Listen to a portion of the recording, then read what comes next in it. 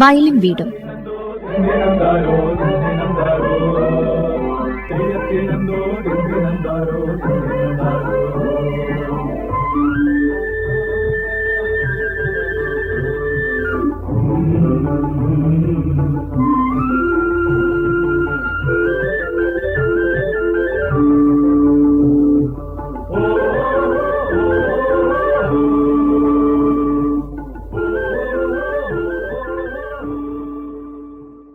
നമസ്കാരം പ്രിയ ശ്രോതാക്കളെ.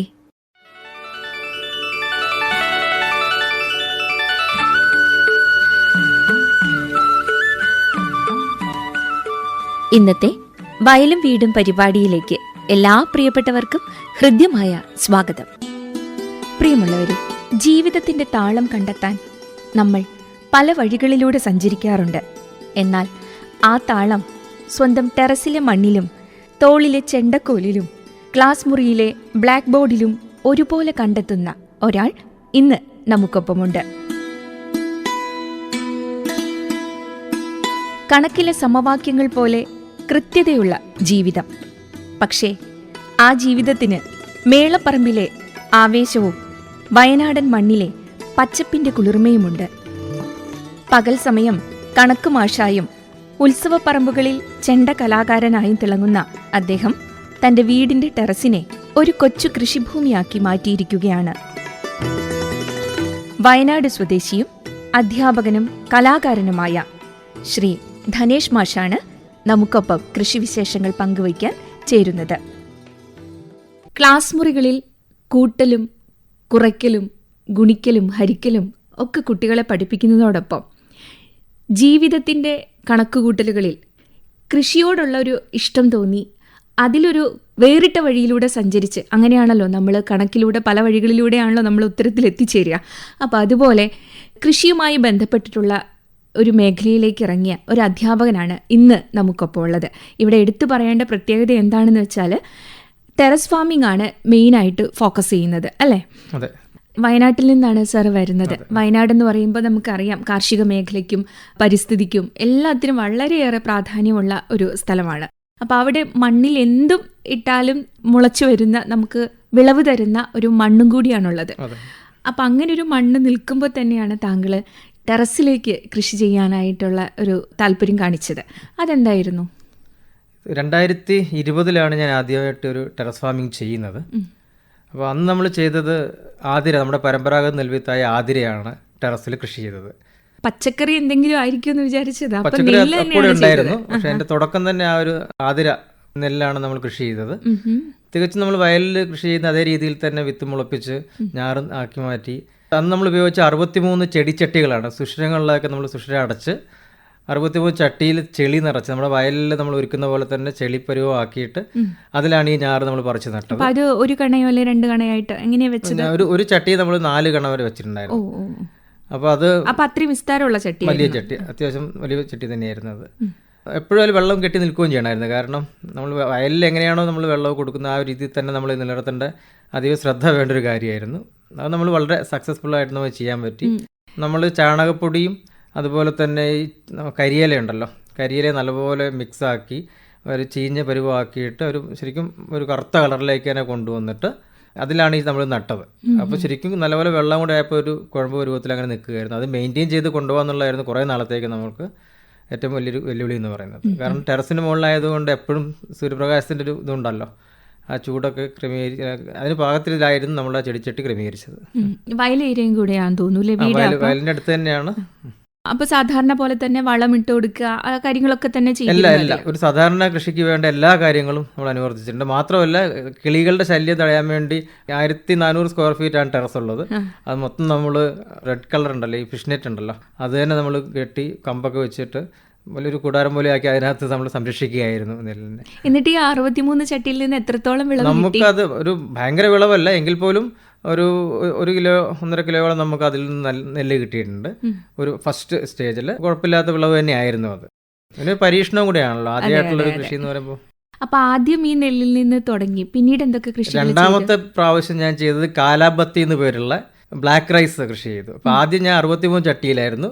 അപ്പോൾ അതിൽ നിന്ന് കുറേ അനുഭവങ്ങൾ കിട്ടിയതിൻ്റെ അടിസ്ഥാനത്തിൽ രണ്ടാമത്തെ പ്രാവശ്യം കാലാബത്തി എന്ന് പറഞ്ഞാൽ നമ്മുടെ ഈ പണ്ടൊക്കെ രാജാക്കന്മാർ ഭക്ഷിച്ചിരുന്ന അരി എന്ന് പറയുന്നത്, അത്രയും വിറ്റാമിൻസ് ഒക്കെ ഉള്ളത്, ഗുണം കൂടിയ അരിയാണ്, ഭയങ്കര കോസ്റ്റ്ലിയാണ്. അപ്പോൾ ആ നെല്ലാണ് രണ്ടാമത് ചെയ്തത്. അത് 120 ചട്ടിയിലേക്ക് മാറ്റി. നമ്മൾ അത്രയും കുറച്ചും കൂടെ പഠിച്ചതുകൊണ്ട് ഒന്നും കൂടെ ചെയ്യാൻ പറ്റി. അതും ഈ പറഞ്ഞ പോലെ അത് പക്ഷേ എനിക്ക് നല്ല വിളവ് ലഭിച്ചായിരുന്നു. കാരണം അളവും കൂടുതലുണ്ടായിരുന്നു. ഇത് കൂടുതൽ നമുക്ക് പൊലിമ കിട്ടുകയും ചെയ്തായിരുന്നു. അത് ശരിക്കും 100 മേനി എന്ന് പറഞ്ഞ പോലെ തന്നെ നമുക്ക് കിട്ടുകയും ചെയ്തായിരുന്നു. അത് അപ്പൊ ആതിരയിൽ തുടങ്ങി കാലാബത്തി എന്നും പേര് പറഞ്ഞു. അപ്പൊ ഈ വിത്തുകളൊക്കെ എവിടെ നിന്ന് സംഘടിപ്പിച്ചു? എനിക്ക് ഇങ്ങനത്തെ കുറേ ആളുകളുടെ സുഹൃത്ത് സംഘങ്ങളുണ്ട്. അപ്പോൾ നമുക്ക് അങ്ങോട്ടും ഇങ്ങോട്ടും നമ്മൾ വിത്ത് എക്സ്ചേഞ്ച് ചെയ്യുന്നുണ്ട്. ഇപ്പം എൻ്റെ അടുത്താണെങ്കിൽ ഈ വെറൈറ്റി നെൽവിത്തുകൾ കുറച്ചധികം എൻ്റെ അടുത്ത് കളക്ഷൻ ഉണ്ട്. അതെ, അത് വിൽക്കുന്നുണ്ടോ? ഇല്ല, എനിക്കൊരു ശേഖരിച്ചു സന്തോഷത്തിന് വേണ്ടി ഞാൻ ശേഖരിച്ച് വെക്കുന്നതാണത്. പിന്നെ അത് കഴിഞ്ഞ് നമ്മൾ അടുത്ത് ചെയ്തത് മൂന്നാമത്തെ ടേൺ 102 കവറുകളിലായിട്ട് നമ്മുടെ ഈ ഗ്രോ ബാഗുകൾ ഉണ്ടല്ലോ, കാന്താരി കൃഷി ചെയ്തു. ആ കാന്താരി കൃഷി വാസ്തവത്തിൽ നമ്മൾ തൈ കൊണ്ടുവന്നത് ഒരു 2 ആഴ്ച പ്രായമുള്ള തൈയാണ് നമ്മൾ ആ തൊടുപുഴ എന്നാണ് കൊണ്ടുവന്നത്. അതും ഈ പറഞ്ഞ പോലെ നല്ല പ്രോട്ടീൻ മിക്സ് ഒക്കെ ഇട്ട് നെൽ കൃഷിയുടെ രീതി അല്ലായിരുന്നു കാന്താരിക്കുള്ളത്. കാരണം ഇത് നമ്മൾ ഗ്രോ ബാഗിൽ നട്ടു, ആവശ്യമായിട്ടുള്ള കൊക്കോപ്പീറ്റും, പക്ഷെ മെയിനായിട്ട് നമ്മൾ കരിയിലപ്പൊടിയൊക്കെ തന്നെ ഉപയോഗിക്കുന്നുണ്ട്. മാത്രമല്ല എപ്പോഴും വെള്ളത്തിൻ്റെ ഒരു ഇത് കിട്ടണമല്ലോ, അത് കണക്കാക്കിയിട്ടുള്ള ഇതായിരുന്നു. അത് എനിക്ക് ഒരുപാട് സ്ഥലത്തേക്ക് കേരളത്തിൻ്റെ വിവിധ ഭാഗങ്ങളിലേക്ക് ആൾക്കാർക്ക് എത്തിക്കാനോ കൊറിയർ ചെയ്യാനോ കഴിഞ്ഞായിരുന്നു. വിൽക്കാനായിട്ട് വിറ്റു. അത് നല്ലപോലെ ഒരു സാമ്പത്തികമായിട്ടും മെച്ചം കിട്ടിയ പരിപാടിയായിരുന്നു അത്. അത് ശരി. അപ്പോൾ ഇതിനായിട്ട് പ്രത്യേകിച്ച് ഒരു പോട്ടിംഗ് മിശ്രിതം തയ്യാറാക്കേണ്ട ആവശ്യം? നമ്മളൊരു നാടൻ രീതിയിലുള്ള സാധനം, ഭയങ്കര ശാസ്ത്രീയമാണെന്ന് എനിക്ക് പറയാൻ പറ്റില്ല. നമ്മൾ നാടൻ രീതിയിലുള്ള സാധാരണ ചെയ്യുന്നത് കരിയിലയും മണ്ണെന്ന് പറഞ്ഞാൽ അധികം മണ്ണില്ല. ഈ ടെറസിന് മുകളിലാണ് നമ്മൾ അധികം ഭാരം കയറ്റാനും പറ്റില്ല. അപ്പോൾ പിന്നെ നമ്മൾ ഇടുന്നത് ചാണകപ്പൊടി ഉണ്ടാവും. ബാക്കി 2-3 ഐറ്റംസ് ഉണ്ടല്ലോ, എല്ലുപൊടിയും വേപ്പിണ്ണാക്ക്, ചാണകപ്പൊടി, മണലും കുറച്ച് മിക്സ് ആക്കും. മണൽ എന്ന് പറഞ്ഞാൽ നമ്മുടെ മണ്ണിൽ തന്നെ ഒരു മണൽ ആ ടൈപ്പാണ് എടുക്കുന്നത്. എങ്ങനെയാ വെച്ചാൽ മഴയെ പെയ്ത് റോഡ് സൈഡിൽ ഒഴുകി വരുന്നൊരു മണലുണ്ടല്ലോ, ഭയങ്കര നൈസായിട്ടുള്ളത്, അതും കൂടെ മിക്സ് ആക്കുകയും ചെയ്യും. അപ്പം മണ്ണിന് ഒരു നല്ലൊരു പിന്നെ ചകിരിച്ചോറ് ഇടുമ്പോൾ തന്നെ ചകിരിച്ചോറ് ഞാൻ മറ്റേ നെൽകൃഷിക്കൊന്നും കാര്യമായിട്ട് ഉപയോഗിച്ചിട്ടില്ല. ചകിരിച്ചോറ് ഉപയോഗിച്ചത് പിന്നത്തെ കൃഷിക്കാണ്. ചെണ്ടുമല്ലിയുണ്ട്, ചെണ്ടുമല്ലി കൃഷി. ടെറസിലൊരു 65 ചട്ടികളിൽ തന്നെ ചെണ്ടുമല്ലി കൃഷി ചെയ്യുകയുണ്ടായി. അത് കാണാൻ ഒരുപാട് പേരൊക്കെ വന്നിരുന്നു. അത് നല്ല വലിപ്പം, നമ്മുടെ കൈക്കുമ്പിൾ ഒതുങ്ങാത്ത വലിപ്പമുള്ള മാരിഗോൾഡ് അങ്ങനെ കിട്ടിയിരുന്നു. അത് ഏത് കളറാണ്? നല്ല ഓറഞ്ച് കളർ. അത് നല്ലൊരു അനുഭവമായിരുന്നു. അത് അതൊക്കെ ഒരു പ്രാവശ്യം അതിന്റെ വിത്ത് നമുക്ക് ഉപയോഗിക്കാം. അതിലെനിക്ക് പ്രത്യേകിച്ച് പറയാനുള്ള എന്താ വെച്ചാൽ, ഞാൻ ഒരു രീതി പരീക്ഷിച്ച് നോക്കിയതായിരുന്നു, കേട്ടൊക്കെ ഉണ്ടായിരുന്നു. അതായത് ഇത് മുളച്ച് പൊന്തി കുറച്ചങ്ങ് എത്തുമ്പോഴത്തന്നെ ഒരു ചട്ടിയിൽ നിന്ന് ഒരു 1.5 അടിയൊക്കെ ഹൈറ്റിലേക്ക് വരുമ്പം, അല്ലെങ്കിൽ അതിൻ്റെ കുറച്ചും കൂടെ ഒരു പൂടുന്നൊക്കെ ഏതേ സമയമാകുമ്പോൾ നമ്മളെന്ന് വെച്ചാൽ അതിൻ്റെ തലപ്പ് ഭാഗം നുള്ളിയിട്ട് ഈ ചട്ടി തന്നെ കുത്തിവെച്ചു. അപ്പോൾ എന്താ കാര്യം എന്ന് വെച്ചാൽ, എനിക്ക് ഒരു ചെടിയിൽ നിന്ന് ഏകദേശം 28 പൂ വരെ അറ്റ് എ ടൈം ലഭിച്ചു. അതായത് മെയിൻ പ്ലാന്റിൽ നിന്നുള്ളത് കൂടാതെ ഞാൻ ഈ കുത്തിവെച്ചല്ലോ, അതിൽ നിന്നും പെട്ടെന്ന് തന്നെ അതിൽ നിന്നും പൂക്കൾ നമുക്ക് ലഭിക്കുകയുണ്ടായി. ഭയങ്കര കാഴ്ചയായി. അപ്പം അത് ഏകദേശം എത്ര സമയമാകുമ്പോഴേ, അതായത് ഓണത്തിന് കണക്കാക്കിയിട്ടാണ് ഞാനത് ചെയ്തത്. ഉദ്ദേശിച്ചതൊന്നുമില്ല, നമ്മൾ സാധാരണ പൂക്കളൊക്കെ വാങ്ങുകയാണല്ലോ, ഇതെങ്കിലും ഒന്ന് പരീക്ഷിച്ച് നോക്കാമെന്ന് കരുതി ചെയ്തതായിരുന്നു. അപ്പോൾ അത് അത്യാവശ്യം നല്ല പൂക്കൾ ലഭിച്ചു. എനിക്കും വിൽപ്പനയേക്കാൾ ഉപരിയായിട്ട് ഞാൻ എൻ്റെ അയൽവാസികൾക്കും പിന്നെ മകൻ്റെ കൂട്ടുകാർക്കും അങ്ങനെയുള്ള കുറേ പേർക്കൊക്കെ കൊടുക്കാൻ പറ്റി. എന്നിട്ടും നമുക്കതൊരു പൂജ ഹോളിഡേയ്സ് വരെ, വിജയദശമി ആ സമയം വരെ നമുക്ക് മാല കെട്ടാനൊക്കെ അത് ലഭിക്കുകയുണ്ടായി എന്നുള്ളതായിരുന്നു. തൈ ഞാൻ നഴ്സറിയിൽ നിന്ന് കൊണ്ടുവന്നതാണ്. അപ്പോൾ അത് കൊണ്ടുവന്നിട്ട് നട്ട് ഏകദേശം ഞാൻ പറഞ്ഞില്ല ഒരു 2 അടിയോളം ഹൈറ്റിലേക്ക് വന്നു. അപ്പോൾ നമുക്ക് ഏകദേശം ഇത് ഒരു പൂടാനൊക്കെ ആയി തോന്നുന്ന സമയമുണ്ടല്ലോ. അതിന് തൊട്ട് മുമ്പായിട്ട് നമ്മൾ അതിന് തലപ്പ് 2-3 തലപ്പൊക്കെ ഒടിച്ച് അതിൽ തന്നെ കുത്തി വെച്ചപ്പോഴത്തേന് നിറയെ പൂക്കൾ ഉണ്ടായി. ചട്ടി ഇങ്ങനെ എടുത്ത് പൊന്തിക്കുമ്പോൾ തന്നെ നമുക്ക് തന്നെ സന്തോഷം തോന്നുന്നു. അത്രയും ഒരു 26-28 പൂക്കൾ വരെയൊക്കെ ലഭിച്ചിട്ടുണ്ടായിരുന്നു. അത് ശരി. അപ്പൊ അങ്ങനെ ഓരോന്നോരോന്ന് വന്നു. ഇനി അടുത്ത പരീക്ഷണം എന്തായാലും? അത് അടുത്ത 5-ാമത്തെ ടേണിലാണ് ഞാൻ ചേന കൃഷി ചെയ്തത്. ടെറസിന്റെ മുകളിൽ ചേന കൃഷി ചെയ്തിട്ടുണ്ടായിരുന്നു. ഓക്കെ. അപ്പൊ നമ്മളിപ്പോ ഇങ്ങനെ ഈ ടെറസിനെ മൊത്തമായിട്ടൊരു കൃഷിക്കായിട്ട് ഉപയോഗിക്കുമ്പോൾ കുറച്ച് പരിമിതികളുണ്ട്, പിന്നെ അത് വീടിന് ദോഷമാകാനുള്ള സാധ്യതകളുണ്ട്. അപ്പൊ എങ്ങനെ നമുക്ക് അതിനെ ഒക്കെ മറികടക്കാൻ കഴിയും? നമ്മൾ ചെയ്യുന്നത് എന്താ വെച്ചാൽ, നമ്മുടെ വീടിന്റെ ഒക്കെ സൺഷെയ്ഡിനൊക്കെ ഉപയോഗിക്കുന്ന ടൈൽ റൂഫ് ഉണ്ടല്ലോ, സെറാമിക്കിന്റെ റൂഫിംഗ് ടൈലുണ്ട്. ആ ടൈലുകളുടെ കഷ്ണങ്ങൾ നമ്മുടെ വീടിൻ്റെ പണി നടന്നപ്പോൾ ഉള്ള ബാക്കി കുറേ എടുത്ത് വെച്ചിരുന്നു. പിന്നെ എൻ്റെ ഒരു ഹോബി എന്ന് പറഞ്ഞാൽ അടുത്ത വീടുകളുടെ ഈ പണി നടക്കുമ്പോഴൊക്കെ അവിടെ ചെന്നിട്ട് ഇതൊക്കെ കളക്ട് ചെയ്ത് കൊണ്ടുവരും. അപ്പോൾ എന്നിട്ട് ചെറിയൊരു സ്ലോപ്പ് ഇട്ടാണല്ലോ ടെറസിന് മുകളിലുണ്ടാകുന്നത്. അപ്പോൾ അതിന് കണക്കാക്കിയിട്ട് പാത്തി കണക്കാക്കി വെച്ചിട്ട് അതിൻ്റെ മുകളിലാണ് ഞാൻ ഈ പറഞ്ഞ ഗ്രോ ബാഗുകളാണെങ്കിലും ചെടിച്ചട്ടികളൊക്കെ വെച്ചിട്ടുള്ളത് ഇതുവരെയുള്ള കൃഷികൾക്കൊക്കെ. അപ്പോൾ വെള്ളം ഡയറക്റ്റായിട്ട് ടെറസിലേക്ക് പതിയുന്നില്ല. മാത്രമല്ല നമ്മൾ വെള്ളം കൊടുക്കുമ്പോഴത്തേനും ഒരുപാട് ഒഴിച്ച് അങ്ങോട്ട് ഇതാക്കുന്നൊന്നുമില്ല. ഒരു ചെടിക്കൊരു പാകത്തിലുള്ള വെള്ളം അതായത് ആ കവറിൽ നിന്ന് ചട്ടിയിൽ നിന്ന് പുറത്ത് പോകാത്ത രീതിയൊക്കെ തന്നെയാണ് ചെയ്യുന്നത്. ഈ ഒരു പ്രിക്കോഷനായിട്ട് തന്നെ ചെയ്യുന്നത് അത്. അപ്പൊ ഈ തിരുന്നന പോലെയുള്ള കാര്യങ്ങൾ എന്തെങ്കിലും അതിൽ പരീക്ഷിച്ചിരുന്നോ ടെറസിൽ ചെയ്യുന്നത്? ഇല്ല. നമ്മളൊരു 2 നേരം എല്ലാ ഈ പറഞ്ഞ കൃഷികൾക്കൊക്കെ തന്നെ 2 നേരം കൃത്യമായിട്ട് വെള്ളം കൊടുത്തിരുന്നു. ഒന്ന് രാവിലെ നേരത്തെ കൊടുക്കും, പിന്നെ ഒന്ന് വൈകുന്നേരം കൊടുക്കുന്നു. വെയിലൊക്കെ അസ്തമിച്ച് കഴിഞ്ഞിട്ടുള്ള ആ സമയത്ത് അങ്ങനെയാണ് ചെയ്തുകൊണ്ടിരുന്നത്. പിന്നെ ആ തണുപ്പന്നേരം അവിടെ നിലനിന്നോളും. ഓക്കെ. നെല്ലാണെങ്കിലും ഈ മാരിഗോൾഡ് ആണെങ്കിലും നമുക്ക് വളരെ കുറച്ച് സമയത്തിനുള്ളിൽ നമുക്ക് വിളവെടുക്കാൻ പറ്റുന്നതാണ്. പക്ഷേ ഈ കിഴങ്ങ് വർഗ്ഗ വിളകൾ നമ്മൾ ചെയ്യുമ്പം അത്ര പെട്ടെന്ന് നമുക്ക് എടുക്കാനായിട്ട് സാധിക്കില്ലല്ലോ. അപ്പൊ അത്രയും കാലതാമസം നേരിടുന്ന ഒരു എങ്ങനെ നമുക്ക് ടെറസിൽ അത് പരിപാലിച്ചെടുക്കാനായിട്ട് പറ്റി? അതൊരു വളരെ സന്തോഷം നൽകുന്ന കാര്യം കൂടിയാണ്. ഞാൻ മാർച്ച് പകുതിയോടെയാണ് നമ്മൾ ചേന കൃഷി ആരംഭിച്ചത്.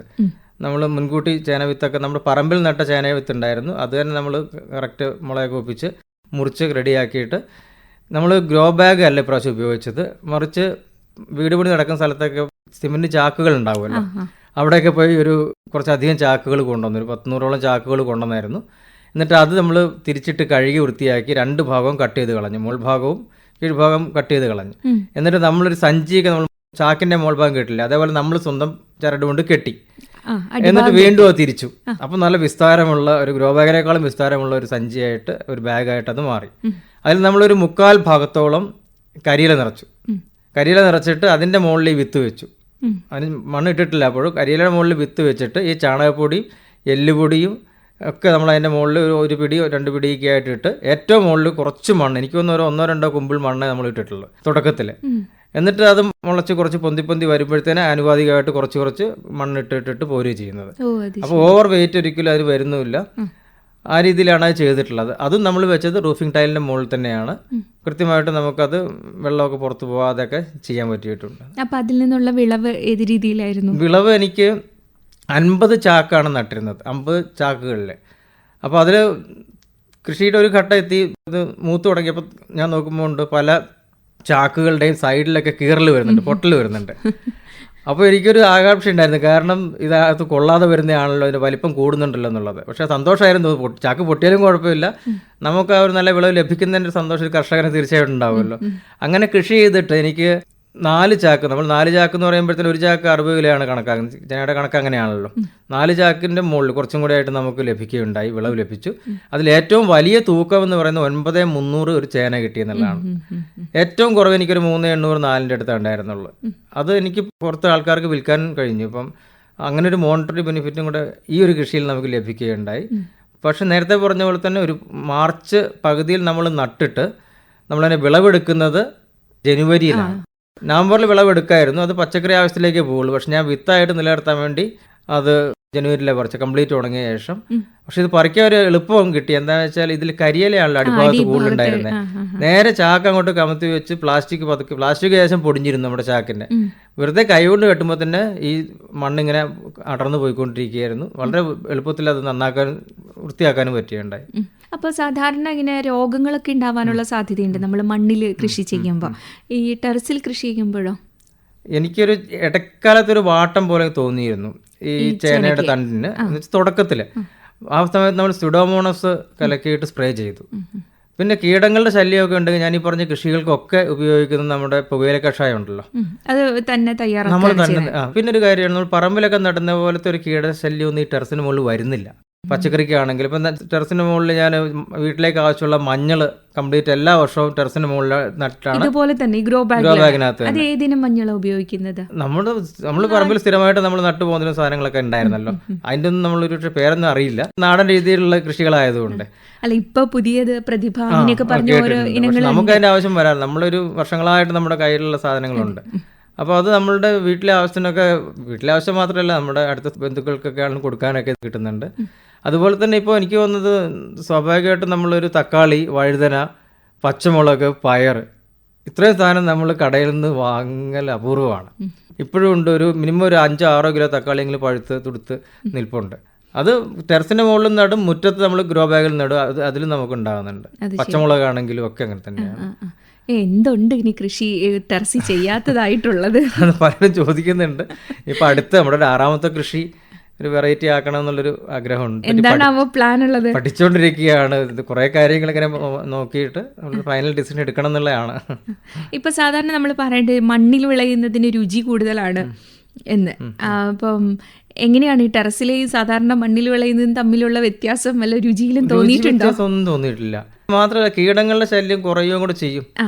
ആകെ ഉപയോഗിക്കുന്ന പുകയില കഷായമാണ് കീടശല്യം ഉണ്ടെങ്കിൽ വേറെ പ്രശ്നങ്ങളൊന്നും വരാറില്ല. അപ്പൊ എങ്ങനെയാ ഒരു പുകയില കഷായം തയ്യാറാക്കാനായിട്ട്? നമ്മൾ ഈ ഒന്നിലേ പുകയില ഞെട്ട്, അല്ലെങ്കിൽ പുകയില നമ്മള് പുകയില ഞെട്ട് എന്ന് പറയുമ്പോൾ ആ ചുറ്റി കെട്ടി വെച്ചിരിക്കുന്ന അതിന് ഞെട്ടെന്ന് പറയുന്നത്, അത് അരിഞ്ഞെടുക്കുക.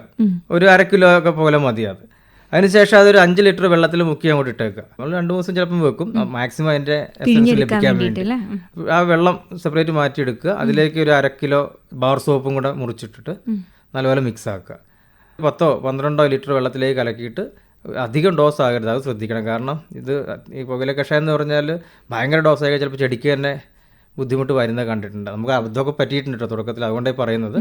പിന്നെ നമ്മൾ പരമാവധി ലായനിയുടെ കാഠിന്യം കുറച്ചിട്ട് തന്നെയാണ് അത് ചെയ്യുന്നത്. ഒരു 12 ലിറ്ററോ 15 ലിറ്ററിലൊക്കെ മാറ്റും, എന്നിട്ടാണ് തെളിച്ചു കൊടുക്കുന്നത്. പച്ചമുളക് എടുക്കുകയാണെങ്കിൽ ഇലയൊക്കെ ചുരുണ്ട് വരിക, അതുപോലെ തന്നെ കറുത്ത പുള്ളിക്കുത്തുകൾ പോലെ കാണുക, അത് ചെടി ഒരുവിധം ആയതിനു ശേഷമാണ്, അതായത് പൂവിടാനൊക്കെ സമയമാകുമ്പോഴത്തേനാണ് ഇങ്ങനെയുള്ള രോഗങ്ങളൊക്കെ വരിക. അപ്പൊ അങ്ങനെയുള്ളതൊക്കെ ഉണ്ടാവാറുണ്ടോ? അതിന് എന്താണ് പച്ചമുളകിൽ എനിക്ക് അങ്ങനെ ഇതുവരെ സംഭവിച്ചിട്ടില്ല. കാന്താരി നട്ടപ്പോഴത്തേന് പറ്റിയിരുന്നു. മൊത്തം ഉണ്ടായിരുന്നതിലൊരു 5-6 ചെടി ഇതേപോലെ ചുരുണ്ട് ഇതായിരുന്നു. ഞാൻ പ്രയോഗിച്ച് സുഡോമോണസ് ആയിരുന്നു ആ സമയത്ത്. അതിൽ ഒരു പരിധിവരെയൊക്കെ റിക്കവർ ചെയ്ത് പോരുകയും ചെയ്തായിരുന്നു. എന്തെങ്കിലും 2-3 ചെടിയൊക്കെ ഇതായി പോയിരുന്നു. സാറിപ്പോൾ തെളിയിച്ചിരിക്കുകയാണ്, നമുക്ക് കൃഷി ചെയ്യാൻ വേണ്ടിയിട്ടൊരു സ്ഥലത്തിൻ്റെ ആവശ്യം നമുക്ക് വേണ്ട. നമുക്ക് ഉള്ള സ്ഥലത്ത്, പരിമിതമായ സ്ഥലത്താണെങ്കിലും നമുക്ക് ആവശ്യമുള്ള പച്ചക്കറികളോ കിഴങ്ങ് വിളകളോ ഒക്കെ നമുക്ക് ഉണ്ടാക്കിയെടുക്കാം എന്ന് സാറ് തെളിയിച്ചിരിക്കുകയാണ്. ആദ്യമായി ഒരു മട്ടുപ്പാവ് കൃഷിയിലേക്ക് വരുന്ന ഒരാളോട്, അതായത് ഇപ്പോൾ കിഴങ്ങ് കൃഷി ചെയ്യണം എന്ന് താല്പര്യപ്പെടുന്ന ഒരാളാണെങ്കിൽ തന്നെ എളുപ്പത്തിൽ വളർത്താൻ പറ്റിയ ഒരു ഇനം ഏതായിരിക്കാം? എനിക്ക് തോന്നുന്നത് പച്ചക്കറികൾ തന്നെയാണ് ഏറ്റവും ആദ്യം തുടങ്ങുന്നത്. കാരണം കുറേ കാര്യങ്ങൾ മനസ്സിലാക്കാൻ കഴിയും. തക്കാളി, അതുപോലെ തന്നെ പച്ചമുളക്, കാന്താരി ആണെങ്കിൽ അത് ചെയ്യാം. അതുപോലെ തന്നെ വഴുതിന, വഴുതിനയൊക്കെ നല്ല ഇനം വഴുതന ഇപ്പോൾ ലഭിക്കുന്നത്, നല്ലപോലെ വിളവ് ലഭിക്കുന്ന വഴുതനയൊക്കെ ഉണ്ട്. അതൊക്കെയാണെങ്കിൽ തുടക്കക്കാർക്ക് ഏറ്റവും നല്ല അത് തന്നെയാണ്. പക്ഷേ ഇഞ്ചിയൊക്കെ നടാൻ പറ്റും. ഒരുപാട് ലാർജ് സ്കെയിലല്ല ഞാൻ പറയുന്നത്, നമ്മുടെ അത്യാവശ്യമുള്ളൊരു 10-50-100 കൂടുതലൊക്കെ നടാൻ പറ്റും. ചേനയൊക്കെ നട്ടാലും ഞാനിപ്പം ഒരു 50 എണ്ണം നട്ടു, അതൊരു നല്ല ടാസ്ക് തന്നെയായിരുന്നു. പക്ഷേ അല്ലാതെ നമ്മുടെ വീട്ടിലേക്കുള്ള ആവശ്യമാണെങ്കിലൊക്കെ ഇപ്പോൾ എൻ്റെ അടുത്ത് കഴിഞ്ഞ ദിവസം ഒരാൾ ചേന കൊണ്ടുപോയിട്ടുണ്ട്. അപ്പോൾ അദ്ദേഹം ഈ ടെറസിൽ ചേന നടണം എന്ന് പറഞ്ഞ് എന്നോട് പറഞ്ഞിട്ടുണ്ട്, എനിക്ക് പറഞ്ഞു തരണം കാര്യങ്ങളെന്ന്. ഞാൻ വരാമെന്നും പറഞ്ഞിട്ടുണ്ട്. അപ്പോൾ അങ്ങനത്തെ ഈ ചെറിയ ചെറിയ കൃഷികളാണ് നല്ലത്. പിന്നെ ടെറസിന് മുകളിലാണ് കൃഷി ചെയ്യുന്നതുകൊണ്ട് തന്നെ ബാക്കി പ്രിക്കോഷൻസും നമ്മൾ വീടിന് ബുദ്ധിമുട്ട് വരാത്ത രീതിയിൽ, അതായത് വെള്ളം അധികം വീഴാതെ നോക്കണം. പല സുഹൃത്തുക്കളും നമ്മൾ പറയാറുണ്ട് ശ്രദ്ധിക്കണം എന്നുള്ളത്, നമ്മളൊക്കെ പരിഗണിക്കലുണ്ട്. പക്ഷെ നമ്മൾ ഈ ഒരു രീതിയിൽ നമ്മൾ ചെയ്യുന്നത്. ഇനിയിപ്പോൾ അങ്ങനെയാണെങ്കിൽ തന്നെ നല്ലൊരു ഓപ്ഷനാണ് തിരുനന എന്ന് പറയുന്ന ഒരു ഓപ്ഷൻ എടുക്കുകയാണെങ്കിൽ തന്നെയും മട്ടുപ്പാവ് കൃഷിക്ക് ഏറ്റവും നല്ലൊരു ഓപ്ഷൻ തന്നെയാണ്. കാച്ചിൽ നട്ട് നോക്കിയിട്ടുണ്ടോ? ഇല്ല, കാച്ചിലൊക്കെ പലരും നട്ടൊക്കെ അറിഞ്ഞ് കേട്ടിട്ടുണ്ട്. എനിക്ക് ഒന്നും കൂടെ ഒരു റയറായിട്ടുള്ള സാധനം ചെയ്യണമെന്നാണ് ആഗ്രഹമുള്ളത്. ഇതല്ലാതെ നമുക്ക് വേറെ സ്ഥലമുണ്ട്. എനിക്ക് വീട്ടിൽ പറമ്പിൽ ഇത് 7ഓളം വെറൈറ്റി മാങ്ങകളുണ്ട്. അൽഫോൺസോ മാങ്ങ അടക്കമുള്ള മാങ്ങകളുണ്ട്. അതുപോലെ തന്നെ ഒരു അതിനെന്തെങ്കിലും പ്രത്യേകിച്ച് പരിചരണം ഇല്ല, അത് നമ്മുടെ ഒരു മണ്ണിന്റെ നന്മ കൊണ്ട് നിലനിന്ന് അങ്ങനെ പോകുന്നതാണ്. അല്ലാതെ പ്രത്യേകിച്ച് പരിചരണം ഒന്നും ചെയ്യുന്നില്ല. പിന്നെ വീട്ടാവശ്യത്തിനേക്കുള്ള ഒരു ഇഞ്ചി കൃഷി ചെയ്യാറുണ്ട്. ഒരു 28 വെറൈറ്റി റോസ് ചെടികളുണ്ട്. ഏകദേശം അത്രയും തന്നെ ഡാലിയ ഉണ്ട്. 2 സെക്ഷനായിട്ട് തന്നെ അത് പരിപാലിച്ചു കൊണ്ടുവരുന്നുണ്ട്. പിന്നെ കോഴി വളർത്തുന്നുണ്ട്. 42ഓളം കോഴികളുണ്ട്. അത് ഏത് ഇനത്തിൽപ്പെട്ട കോഴികളാണ്? BB3 എന്ന് പറഞ്ഞ കോഴി. അത് ശരി. അപ്പോൾ മുട്ട കടകളിൽ കൊടുക്കുന്നുണ്ട്. പിന്നെ അല്ലാതെ ആണെങ്കിൽ ആൾക്കാർ വീട്ടിൽ വന്ന് വാങ്ങുന്നുണ്ട്. ഇപ്പോൾ റോസാപ്പൂക്കളുണ്ട് എന്ന് പറഞ്ഞു. ഈ ഒരു സമയം എന്ന് പറഞ്ഞാൽ എനിക്ക് തോന്നുന്നു നിറഞ്ഞു പൂത്ത് നിൽക്കുന്ന സമയമാണ് അല്ലേ? നല്ല ഭംഗിയായിരിക്കുമല്ലോ വീടിന്റെ മുൻവശത്ത്. ഒരു ഭാഗത്ത് ഇതേപോലെ റോസാപ്പൂക്കളുടെ ഒരു ഭാഗവും ഇപ്പുറത്ത് ഡാലിയാണ്. അത് എൻ്റെ മകൻ അതിൽ പ്രത്യേകം ശ്രദ്ധിക്കുന്നത്, അവൻ ഇത് കറക്റ്റ് പ്രൂണിങ് ചെയ്യുന്നുണ്ട്. അതുകൊണ്ട് ഈ പൂക്കൾ ഇങ്ങനെ നിൽക്കുക. അതൊന്നും പറയാമോ? റോസാപ്പൂ ഉണ്ടായതിനു ശേഷം കരിയുമല്ലോ, അതിൻ്റെ ആ കരിഞ്ഞ് വന്നിട്ടുള്ള ആ തണ്ടിൻ്റെ കുറച്ച് താഴെ ഒരു ഇലയുടെ ഭാഗത്ത് ഒരു എനിക്ക് തോന്നുന്ന ഒരു 1.5 ഇഞ്ചൊക്കെ താഴെ വെച്ച്, ഓരോ ചെടി വ്യത്യാസമായിരിക്കും, അത് വെച്ചിട്ട് കട്ട് ചെയ്ത് കളയണം. അത് അപ്പോൾ പുതിയ തളിർപ്പ് വരും. ഈവൻ ഡാലിയ ആണെങ്കിൽ പോലും നമുക്ക് കമ്പൊടിച്ച് കൂട്ടിയിട്ട് നമ്മൾ നട്ട് വളർത്തുന്നുണ്ട്. അങ്ങനെയാണ് നമ്മളും കരുതിയിരുന്നത്. നമ്മുടെ ചെണ്ടുമല്ലിയുടെ കാര്യം പറഞ്ഞ പോലെ നമ്മൾ വേറൊരു കോൺസെപ്റ്റ് പഠിച്ചതാണ്. ഡാലിയ ആണെങ്കിൽ നമുക്ക് കമ്പ് മുറിച്ച് ഈ ചട്ടിക്കകത്ത് കുത്തിവെച്ച് ഇപ്പോഴും വീട്ടിൽ അതിൻ്റെ തൈ ആയിക്കൊണ്ടിരിക്കുകയാണ്. പലർക്കും കൊടുക്കാൻ പറ്റുന്നുണ്ട്. എന്തായാലും ഇതിനൊക്കെ ധാരാളം ചാണകത്തിന്റെ ആവശ്യം വരാറുണ്ട്. അപ്പോൾ പശു വളർത്തുന്നില്ല നമ്മുടെ വീട്ടിൽ, പക്ഷെ തൊട്ടടുത്ത വീടുകളിലൊക്കെ തന്നെ പശു വളർത്തുന്നുള്ളതുകൊണ്ട് ഞങ്ങളൊരു അങ്ങോട്ടും ഇങ്ങോട്ടും ഒരു സഹായ രീതിയിൽ നമ്മൾ പശുവിനുള്ള കഞ്ഞിവെള്ളം കാര്യങ്ങളൊക്കെ അങ്ങോട്ട് കൊടുക്കും. നമുക്ക് ആവശ്യമുള്ള ചാണകം ഇങ്ങോട്ട് എടുക്കും. ഗ്രാമപ്രദേശമാണല്ലോ, അതിൻ്റെതായ ഒരു നന്മയും കാര്യങ്ങളൊക്കെ ഉള്ളതുകൊണ്ട് ഇഷ്ടംപോലെ ചാണകം ഉപയോഗിക്കുന്നത് നമുക്ക് അവിടെ നിന്ന് കിട്ടുന്നുണ്ട്. അല്ല, ഈ റോസൊക്കെ ശരിക്കും പറഞ്ഞാൽ പ്രൂണിങ് ചെയ്ത് കൊടുത്തതിന് ശേഷം ഇതുപോലെ ചാണകം ഇട്ട് കൊടുത്താൽ വീണ്ടും ഇഷ്ടംപോലെ പൊട്ടിക്കിളിർത്ത് നിറയെ പൂക്കളുണ്ടാവും. ജീവാമൃതമൊക്കെ ഒഴിച്ചാൽ നല്ലതാണ്. ഉണ്ടാക്കുന്നുണ്ട് വീട്ടില്? അത് ശരി. ചെറിയ ക്വാണ്ടിറ്റിയിൽ ഉണ്ടാക്കുന്നത്. ഇപ്പോൾ 1 കിലോ പച്ചച്ചാണകം എടുക്കുക, പറ്റുകയാണെങ്കിൽ അതിലേക്ക് കുറച്ച് ഗോമൂത്രം ചേർക്കണം, പിന്നെ തേങ്ങാ പിണ്ണാക്ക് ചേർക്കും. ചിലർ അതിന് പകരം എന്തെങ്കിലുമൊക്കെ സീഡ്സിൻ്റെ പൊടികൾ, പയർ പൊടിയൊക്കെ ആയിട്ട് ചേർക്കാറുണ്ട്. നമ്മൾ തേങ്ങാ പിണ്ണാക്ക് ചേർക്കാറുണ്ട്, അതുപോലെ തന്നെ എല്ലുപൊടി ചേർക്കാറുണ്ട്. ഇതെല്ലാം കൂടെ മിക്സ് ആക്കിയിട്ട് നല്ലൊരു വയറൽ പോലത്തെ ഒരു പാത്രത്തിൽ കെട്ടി വെക്കും. അത് അപ്പം ചിലരൊക്കെ എടുക്കുന്നതിന് ഇത്ര ക്വാണ്ടിറ്റി എന്നിട്ടാണ് അത് ഈ പറഞ്ഞ പോലെ തന്നെ നമ്മൾ എന്നിട്ടൊരു ഒരാഴ്ചയൊക്കെ വെക്കും. അപ്പോൾ നല്ലൊരു പ്രത്യേക ഒരു സ്മെല്ലൊരു ദ്രാവകമായിട്ട് മാറും. അപ്പോൾ അതിൽ നമ്മൾ അരിച്ചെടുത്തിട്ട് അതിലും നമ്മൾ കുറച്ചും കൂടെ വെള്ളം കൂടുതൽ നേർപ്പിക്കും. അത് ഇതിനൊക്കെ നല്ലത്. ഈ പറഞ്ഞ ചെടികൾക്കാണെങ്കിലും ഉപയോഗിക്കുന്നുണ്ട്, അതുപോലെ തന്നെ നമ്മുടെ കൃഷികൾക്കൊക്കെ ഉപയോഗിക്കുന്നുണ്ട് അത്. ഓക്കെ, അപ്പോൾ അത് നല്ലൊരു വളമാണ്. ഓക്കെ സാർ, ഇപ്പോൾ ഒരു അധ്യാപകനാണ്, അതിൻ്റെ ഇടയിലാണ് ഈ ഒരു ജോലി ചെയ്യുന്നത്. ഇത് കൂടാതെ മറ്റൊരു കമ്പം കൂടിയുണ്ട്, ഒരു മേളക്കമ്പം കൂടിയുണ്ട് എന്നറിയാം, ഒരു ചെണ്ടമേള കലാകാരനാണ്. അപ്പോൾ എങ്ങനെയാണ് ഇതെല്ലാം കൂടെ കൊണ്ടു നടക്കുന്നത്? ചെണ്ട പരിപാടി എന്ന് പറഞ്ഞാൽ നമുക്ക് സീസൺ ആകുമ്പോഴത്തേനാണ് അതിൻ്റെ തിരക്ക് വരുന്നത്. പിന്നെ കൃഷി നമ്മുടെ ജീവിതത്തിൻ്റെ ഭാഗമായി. പിന്നെ ഞാൻ മാത്രമല്ല, എൻ്റെ മകൻ അമൃശങ്കർ +1 വിദ്യാർത്ഥിയാണ്, ഭാര്യ സജിത, ഇവർ രണ്ടുപേരും എന്നെക്കാളും കൂടുതൽ ഇതിൽ വ്യാപൃതരാണ്. മകനായിരുന്നു ഇപ്രാവശ്യം നെന്മേനി പഞ്ചായത്തിൻ്റെ മികച്ച വിദ്യാർത്ഥി കർഷകൻ അവാർഡ് കിട്ടിയത്. അപ്പം മോട്ടിവേറ്റഡ് ആണ്, അപ്പോൾ അവന് താല്പര്യമുള്ള വ്യക്തി കൂടെ ആണല്ലോ. അപ്പോൾ അവൻ്റെതായ കൃഷികൾ ഇതിൻ്റെ ഇടയിൽ പലതും ചെയ്യാറുണ്ട്. ചെടികളുടെ കാര്യത്തിൽ പ്രത്യേകിച്ചും അവൻ ഭയങ്കര കമ്പമാണ്. റോസും ഡാലിയയും അദ്ദേഹത്തിൻ്റെ സെഷൻ തന്നെയാണ്. പിന്നെ ഭാര്യയാണെങ്കിലും വീട്ടിൽ തന്നെ ഉണ്ടാവും. ഈ പറഞ്ഞ എല്ലാ സംരക്ഷണ പ്രവൃത്തികളും ഒക്കെ പുള്ളിക്കാരുടെ മേൽനോട്ടത്തിൽ നടക്കുന്നുണ്ട്. സാറ് ജോലിക്ക് പോയാലും ഇതൊക്കെ നോക്കാൻ കറക്റ്റായിട്ട് ചെയ്യുന്നുണ്ട്. അപ്പോൾ അധ്യാപകൻ എന്ന് പറയുമ്പോൾ ധാരാളം കുട്ടികൾക്ക് അറിവ് പകർന്നു കൊടുക്കുകയാണ്. പാഠപുസ്തകത്തിലെ അറിവുകളാണ് കൂടുതലും അവിടെ, പക്ഷെ അതിനേക്കാളുപരി ജീവിതം നമ്മളെ പഠിപ്പിക്കുന്ന ചില പാഠങ്ങളുണ്ട്. അപ്പോൾ സാറ് അവരോട് കൃഷിയെക്കുറിച്ച് കുട്ടികളോട് സംസാരിക്കാറുണ്ടോ? അതിൽ താല്പര്യം കാണിക്കാറുണ്ടോ കുട്ടികൾ? സ്കൂളിൽ എന്തെങ്കിലും അങ്ങനെയുള്ള കാര്യങ്ങൾ ചെയ്തിട്ടുണ്ടോ? ഉണ്ട്. ഞാൻ പഠിപ്പിക്കുന്നത് ബത്തേരി തന്നെ മെക്ലോഡ്സ് ഇംഗ്ലീഷ് സ്കൂളിലാണ്. മാത്തമാറ്റിക്സ് അധ്യാപകനാണ്, സ്കൂളിൻ്റെ കോർഡിനേറ്ററും കൂടിയാണ്. മാത്രമല്ല ഒയിസ്ക അതുപോലെ തന്നെയുള്ള വിവിധ നല്ല പാഠം സീഡ് പ്രവർത്തനങ്ങളൊക്കെ ഇടപെടാറുണ്ട്. നമ്മുടെ സ്കൂളിൽ പച്ചക്കറി ഉദ്യാനമുണ്ട്. നമുക്ക് വീട്ടിൽ തക്കാളി നടുമ്പോൾ അതേ സമയത്ത് നമ്മുടെ സ്കൂളിൽ നടുന്നുണ്ട്. കുട്ടികളെ കൂടെ പങ്കെടുപ്പിച്ചുകൊണ്ടാണ് അതൊക്കെ ചെയ്യുന്നത്. അവരെ കൊണ്ട് തന്നെ നനയ്ക്കുന്ന പരിപാടിയാണെങ്കിലും ഈ പറഞ്ഞ വളമിടുന്നതാണെങ്കിലും ഒക്കെ അവർ ഉൾക്കൊള്ളിക്കാറുണ്ട്. അതുകൂടാതെ നമുക്കൊരു ബട്ടർഫ്ലൈ ഗാർഡൻ ഉണ്ട് സ്കൂളിൽ. നല്ല മനോഹരമായിട്ടുള്ള നല്ല ഇഷ്ടംപോലെ ബട്ടർഫ്ലൈസ് എത്തുന്നൊരു ഗാർഡൻ ഉണ്ട്. അവിടെ നാരകമുണ്ടോ? ഉണ്ട്. പിന്നെയുള്ള കാര്യം എന്താണെന്ന് വെച്ചാൽ നല്ല കപ്പ കൃഷി തുടങ്ങി ഇപ്രാവശ്യം സ്കൂളിൽ. നമ്മൾ വീട്ടിൽ മാത്രം പോകില്ല, അപ്പം അത്യാവശ്യം സ്പേസ് ഉണ്ടായിരുന്നു. അങ്ങനെ കപ്പത്തണ്ടൊക്കെ കൊണ്ടുവന്ന് കപ്പ നട്ട് ഏകദേശം ഒരുവിധ ഹൈറ്റായി തുടങ്ങിയിട്ടുണ്ട് അത്. പിന്നെ നല്ല മുളകുദ്യാനമുണ്ട്. മുളകുദ്യാനം പിള്ളേർക്ക് അതിൻ്റെ ഇടയിലൊക്കെ പോയി ഇരിക്കാനൊക്കെ പറ്റും. ഇതൊക്കെ നമ്മളിത് ചെയ്യുന്നുണ്ട്. ഇപ്പോൾ ഇതൊക്കെ പരിഗണിച്ചിട്ട് കഴിഞ്ഞ വർഷം ഒയിസ്ക ഇൻ്റർനാഷണലിൻ്റെ ഒരു ഗുരുശ്രേഷ്ഠ അവാർഡ് അവർ നൽകുകയുണ്ടായി. വലിയ സന്തോഷമാണ് നമ്മൾ ചെയ്യുന്ന പ്രവർത്തനങ്ങൾക്കൊക്കെ ഒരു അംഗീകാരമാണെന്നുള്ള രീതിയിൽ. നമ്മളൊരു കുഞ്ഞിനെ നമ്മുടെ കൂട്ടത്തിൽ തന്നെ ഓരോ കാര്യങ്ങൾ ചെയ്യാനായി പഠിപ്പിച്ചു കൊടുക്കുമ്പോഴാണല്ലോ അവർക്ക് അതിലൊരു താല്പര്യം ഉണ്ടാവുക. അങ്ങനെ ആയിരിക്കാം സാറിൻ്റെ മകനും ആ ഒരു മേഖല തിരഞ്ഞെടുത്തത്. പക്ഷെ ധാരാളം കുട്ടികൾക്ക് ഇന്ന് അങ്ങനത്തെ ഒരു അറിവ് ഇല്ലാത്ത ഒരുപാട് ആൾക്കാരുണ്ട്. ഭക്ഷണം ഏത് വഴി എത്തുന്നു, എങ്ങനെയാണ്, എന്താണെന്നൊന്നും അറിയാത്തവരുണ്ട്. അപ്പോൾ സാറ് അങ്ങനെ വരുന്ന ഈ തലമുറയോട് എന്താണ് സാർക്ക് പറയാനുള്ളത്? ഞാൻ പലപ്പോഴും പല കുട്ടികളുടെ ക്യാമ്പുകളിലും കൃഷിയെ സംബന്ധിച്ച് അതുപോലെ തന്നെ നമ്മുടെ പ്രകൃതിദത്തമായ രീതിയിൽ ജലസംരക്ഷിക്കുക ഇതുപറ്റി ക്ലാസ് എടുക്കാൻ പോകാറുള്ള വ്യക്തിയാണ്. അപ്പോഴൊക്കെ നമ്മൾ പറയാറുള്ളത് നമുക്ക് സ്ഥലമില്ല, സമയമില്ല എന്നൊന്നും നമ്മൾ പരിതപിക്കേണ്ട ആവശ്യമില്ല. കാരണം നമ്മുടെ മനസ്സിൽ നമുക്കൊരു മനസ്സുണ്ടോ എല്ലാ കാര്യങ്ങളും നമ്മുടെ കൂടെ ഒത്തുചേർന്ന് വരുന്നുള്ള ഒരു വിശ്വാസം തന്നെ നമുക്കുള്ളത്. അപ്പോൾ കുട്ടികളോട് പറയാറുള്ളത് അത് തന്നെയാണ്. നമ്മൾ പഠനം വേണം, പഠനം പ്രധാനമാണ്. അതോടൊപ്പം തന്നെ മറ്റ് ആക്ടിവിറ്റീസിനും കൂടെ, അതുപോലെ പ്രകൃതി ബന്ധപ്പെട്ടുള്ള കാര്യങ്ങൾ, പ്രകൃതിയെ അറിയാൻ ശ്രമിക്കുക, പ്രകൃതിയെ സംരക്ഷിക്കാൻ ശ്രമിക്കുക, ഇതൊക്കെ നമ്മൾ പറയാറുണ്ട്. കാരണം അത്രമാത്രം മലിനപ്പെട്ടുകൊണ്ടിരിക്കുകയാണ് നമ്മളുടെ പരിസ്ഥിതി ആകപ്പാടെ. അപ്പോൾ അതുകൊണ്ട് തന്നെ നമുക്ക് വ്യക്തമായിട്ടുള്ളൊരു ബോധവും പ്രവർത്തനങ്ങളും ആവശ്യമുണ്ടെന്ന് തന്നെയാണ് എൻ്റെ വിശ്വാസം.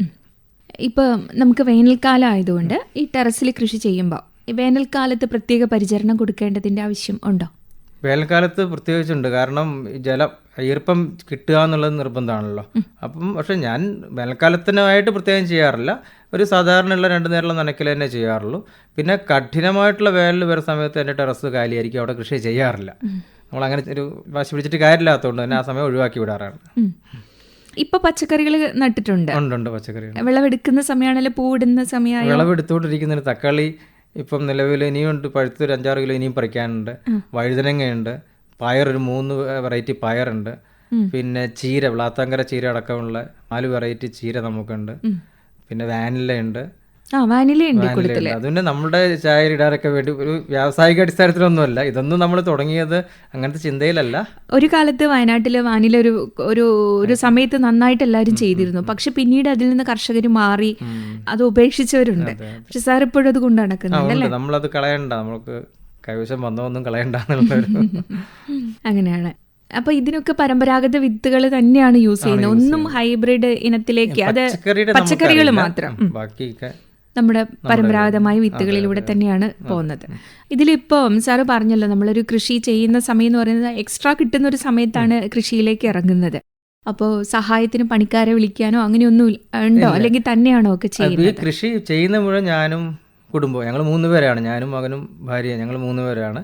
ഒരാളെ പോലും ഞങ്ങൾ ഒരു പണിക്കും വിളിക്കാറില്ല. കൂടെ നിറയ്ക്കുന്നതാണെങ്കിലും പ്രോട്ടീൻ മിക്സ് ചെയ്യുന്നതാണെങ്കിലും വളപ്രയോഗം, ജലസേചനം എല്ലാം ഞങ്ങൾ തന്നെ ചെയ്യുന്നത്. എല്ലാം ചെടിയുടെ കാര്യത്തിലാണെങ്കിലും കൃഷികൾക്കും അങ്ങനെ തന്നെ ചെയ്യുന്നത്.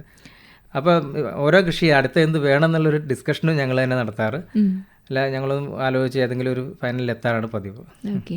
അപ്പം ഒരു അധ്യാപകൻ എന്ന് പറയുന്നത് ഏതൊക്കെ രീതിയിൽ മറ്റുള്ളവർക്ക് മാതൃകയാവാം, അല്ലെങ്കിൽ ഒരു മനുഷ്യൻ എന്ന് പറയുന്നത് എന്തൊക്കെ കഴിവുകളുണ്ടോ അതൊക്കെ നമുക്ക് പ്രകടമാക്കാം എന്നുള്ള രീതിയിലും പുതിയ കൃഷി അറിവുകൾ മറ്റുള്ളവർക്ക് പറഞ്ഞു കൊടുക്കുകയും ചെയ്യുന്നതിൽ ഗുരുശ്രേഷ്ഠ അവാർഡ് തീർച്ചയായിട്ടും അർഹതപ്പെട്ട അവാർഡ് തന്നെയാണ് സാർക്ക് ലഭിച്ചത്.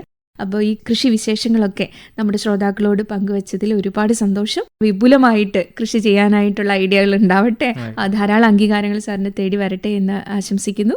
നന്ദി. കൃഷി ഒരു പാഠമാക്കിയ അധ്യാപകൻ. വയനാട് സ്വദേശി ധനീഷ് പങ്കെടുത്ത അഭിമുഖ സംഭാഷണമാണ് ഇതുവരെ കേട്ടത്.